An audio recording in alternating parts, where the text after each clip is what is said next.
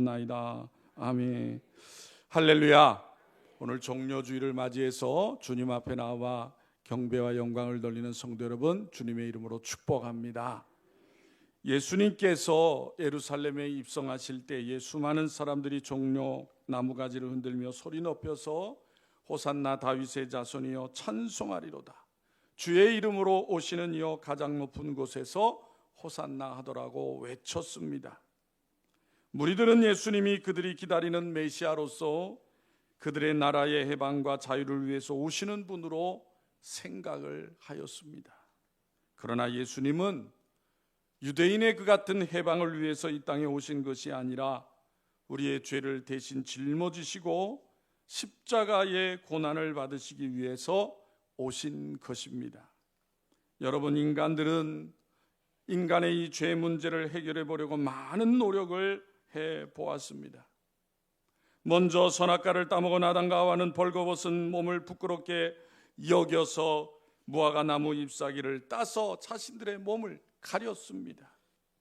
그러나 그것은 곧 시들고 말라버려서 오랫동안 가릴 수가 없었습니다. 무슨 말입니까? 그와 같은 인간적인 방법으로는 인간의 죄의 해결책이 될 수 없다는 것입니다.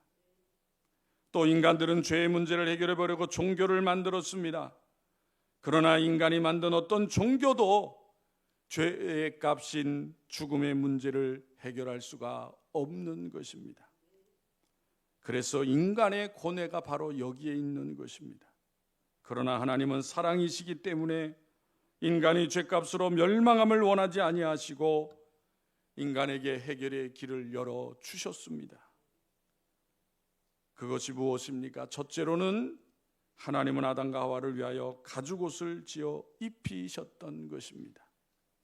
여러분, 그 가죽의 옷의 재료가 무엇입니까? 양이었습니다. 양을 잡아 피를 흘려 죽게 한 후에 그 가죽을 벗겨서 아담과 하와에게 옷을 입혀주신 것입니다. 세례 요한이 예수님을 증거할 때 이렇게 외쳤습니다. 세상 죄를 지고 가는 하나님의 어린 양이로다. 그것은 어린 양이 에덴 동산에서 피 흘려주고 아담과 하와의 부끄러움을 가리워 주었듯이 예수님이 어린 양이 되셔서 인간의 죄를 깨끗이 씻어주시는 것을 말하고 있는 것입니다. 이것이 하나님께서 인간을 구원하는 방법입니다. 두 번째로 하나님은 인간들을 죄에서 구원하시기 위하여 예수님을 여인의 후손으로 이 땅에 보내셨습니다. 인간들은 모든 남자의 후손인 것입니다. 그러나 예수님은 여자의 후손이세요. 하나님의 거룩한 성령이 마리아에게 잉태하게 하심으로 예수님께서 세상에 오신 것입니다. 남자의 후손은 모두 죄인이지만 그래서 죄인은 다른 사람의 죄를 속죄할 수가 없는 것입니다. 그러므로 예수님은 죄 없는 여인의 후손으로 오신 것입니다. 그러면 우리의 죄를 없이 하는 구체적인 방법이 무엇입니까? 본문 24절에서 이렇게 말씀하고 있습니다. 친히 나무에 달려 그 몸으로 우리 죄를 담당하셨으니 이는 우리 죄에 대하여 죽고 의에 대하여 살게 하려 하심이라고 하신 거예요. 여러분, 예수님은 로마 정권과 당시 유대 교권주의자들에 의하여 억울하게 죽으신 것이 아니라 스스로 십자가를 선택하신 것입니다. 예수님은 여러분 생명을 버릴 권세도 있고 생명을 얻을 권세도 있으신 분이십니다. 그런 예수님께서 친히 나무에 달려 우리 죄를 담당하신 것입니다. 그래서 갈라디아서 3장 13절에 이렇게 말씀합니다. 그리스도께서 우리를 위하여 저주를 받은 바 되사 율법의 저주에서 우리를 속량하셨으니 기록된 바 나무에 달린 자마다 저주 아래에 있는 자라 하였음이니라고 하신 것입니다. 예수님은 온 인류의 죄를 담당하시고 그것 때문에 저주를 받으시고 또한 십자가에 죽으셨습니다. 여러분, 예수님께서 그 같은 십자가에 달리실 때에 어떤 고통을 당하셨다고 생각하십니까? 세 가지 고통을 겪으셨던 것입니다. 첫 번째는 육신의 고통입니다. 예수님은 십자가에서 가시관을 씌웠습니다. 또 양손과 양팔에 못이 박히셨습니다. 옆구리는 창으로 찔르셨습니다. 그래서 얼굴과 양손과 양발과 옆구리에서 피가 흘러내렸던 것입니다. 그것뿐만 아니라 사람들은 조롱하며 예수님을 때렸습니다. 얼굴에 침을 뱉었습니다. 그리고 욕을 퍼부었습니다. 하나님의 아들로서 얼마나 큰 모욕을 당하는 것입니까? 예수님은 인간으로 오셔서 너무나도 고통스러운 육신의 고통을 당하셨던 것입니다. 여러분, 이것은 누구 때문에 당하는 고통입니까? 이사야서의 예언대로 예수님의 찔림은 나의 허물을 인하며 예수님이 상함은 나의 죄악을 인함인 것입니다. 그래서 예수님이 징계를 받음으로 내가 평화를 누리고 예수님이 채찍에 맞음으로 내가 건강한 인생을 살아가게 되는 것입니다. 예수님께서 당한 두 번째 고통은 정신적인 고통이었습니다. 예수님께서 나귀를 타고 예루살렘에 입성하실 때에 많은 무리들이 유대인의 왕으로 오시는 이여 호산나 만세를 부르며 예수님을 왕으로 대접했습니다. 그러한 그 무리들이 어느 순간 전치가들의 노름에 넘어가서 이제는 예수님을 십자가에 못 박아 죽으라고 외쳤던 것입니다. 여러분, 생각해 보세요. 예수님을 통하여 병 고침을 받은 사람이 얼마나 많아 있었겠습니까? 불치병을 고침받은 사람도 수없이 많습니다. 예수님을 통하여 죽었다가 살아난 사람도 3명이나 되고 그의 가족들도 있습니다. 그리고 수많은 주님으로 말미암은 기적을 체험한 사람들이 얼마나 많이 있습니까? 그리고 예수님의 곁에는 3년 동안 따라다녔던 12 제자도 있었습니다. 그러나 예수님께서 고난을 받으시고 십자가에 달릴 때 그들은 다 주님을 외면하고 떠나가고 말았습니다. 육신의 고통과 함께 사람들의 배신을 겪으신 예수님께서 정신적인 그 고통은 너무나도 헤아리기 어려울 정도였을 것입니다. 예수님이 십자가에 당하신 고통은 세 번째로 심령의 고통을 겪으신 것입니다. 예수님께서 십자가에 달리실 때 마태복음 27장 46절에 보면 이렇게 말씀하셨다고 그랬어요. 엘리 엘리 라마 사막다니. 그 뜻은 나의 하나님 나의 하나님 어찌하여 나를 버리셨나이까 라는 뜻입니다. 온 세상이 모두 자신을 버릴지라도 하나님 아버지만 자신을 버리지 않으면 되는데 그 하나님 아버지마저도 예수님을 버리셨던 것입니다. 이것은 죄의 값은 사망임을 확실하게 보여주는 것이었고 예수님을 통해 우리를 죄악에서 구원해 주시기 위하여 하나님 아버지는 독생자 예수 그리스도를 버리신 것입니다. 주 4세기경에 유명한 신학자요 성직자였던 어거스틴이라는 분이 계십니다. 그분은 독실한 기독교 신자였던 어머니 모니카와 이교도였고 로마 관리였던 아버지에게서 사이에 태어났습니다. 어거스틴은 어려서부터 총명했기 때문에 카르타고에서 수사학을 배웠고 당시에 유명한 사상가였던 키케로로부터 많은 영향을 받았습니다. 진리가 인생의 목적이라는 사실을 학문을 통해 확신하게 된 어거스틴은 결국은 기독교를 버리고 말았습니다. 기독교는 무식한 사람들이 믿는 종교라고 생각했기 때문이에요. 어거스틴은 10대에 방탕한 생활을 하다가 결국에는 사생아까지 낳았습니다. 그리고 마음의 안식을 찾지 못한 어거스틴은 다시 만이교에 빠지게 되었습니다. 만이교는 세상을 빛과 어둠, 육체와 영이 싸우는 전쟁터라고 가르쳤습니다. 어거스틴은 그 만이교에서 무려 9년 동안 빠져 있었지만은 영적인 만족을 얻지 못하였습니다. 그래서 어거스틴은 카르타고에서 로마로, 로마에서 밀라노로 다니면서 수사학을 가르치다가 밀라노에서 당시 유명한 성직자였던 암브로시우스 감독을 만나게 됩니다. 어거스틴은 스승인 암브로시우스를 통해서 기독교인이 결코 무식한 사람들이 아니라고 하는 것을 깨닫게 됩니다.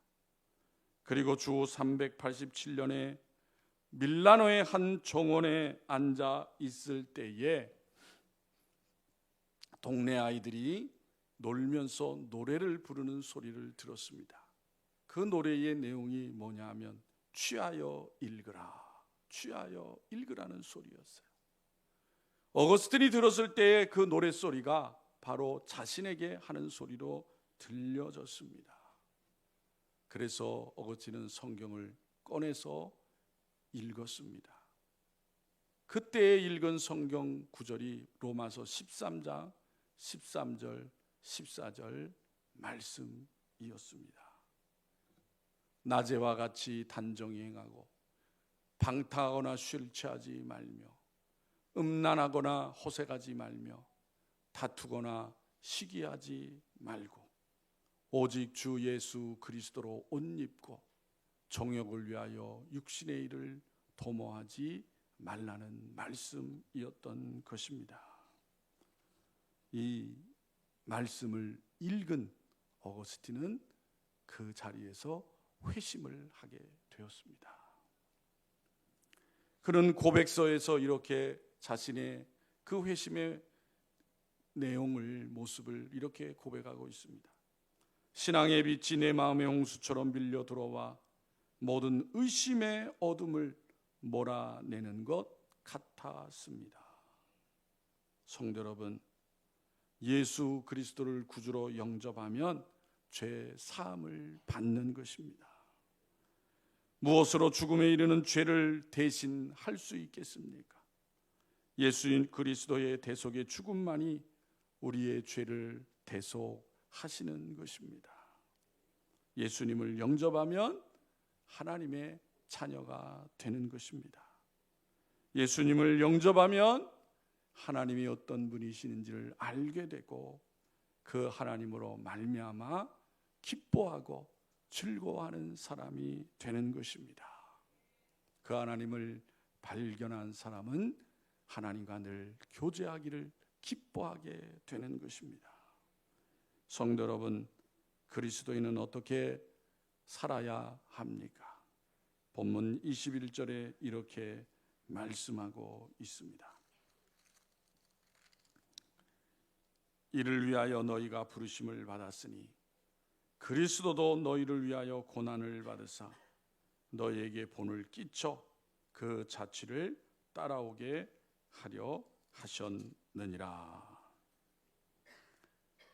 여러분, 그리스도인은 예수 그리스도의 발자취를 따라가야 하는 것입니다. 본문의 이 베드로서 말씀은 베드로 사도를 통하여 주시는 말씀 가운데에 당시 주인을 섬기고 있던 종에게 말하는 거예요.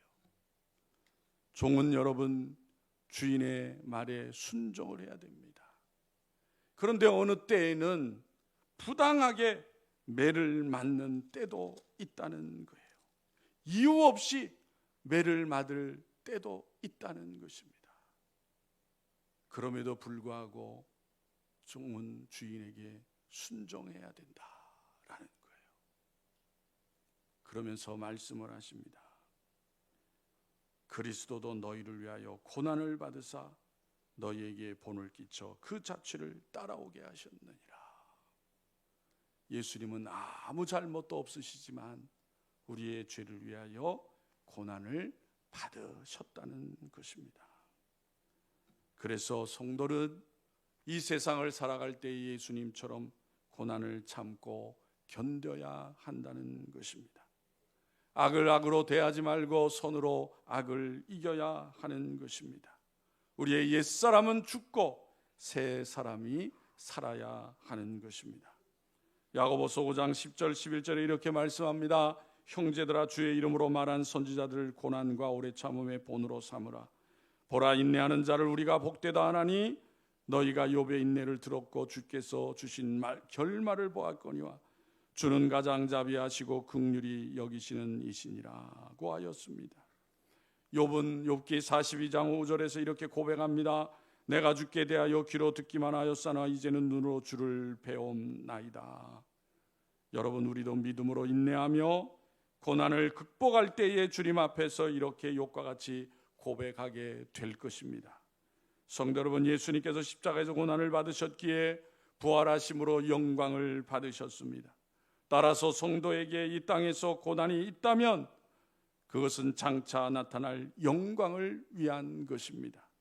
그러므로 주님처럼 고난을 이기고 하나님 앞에서 받을 영광을 바라보면서 이 땅의 모든 어려움과 고난들을 믿음으로 이겨나가는, 승리하는 성도들이 되시기를 주님의 이름으로 축원합니다. 기도드리겠습니다.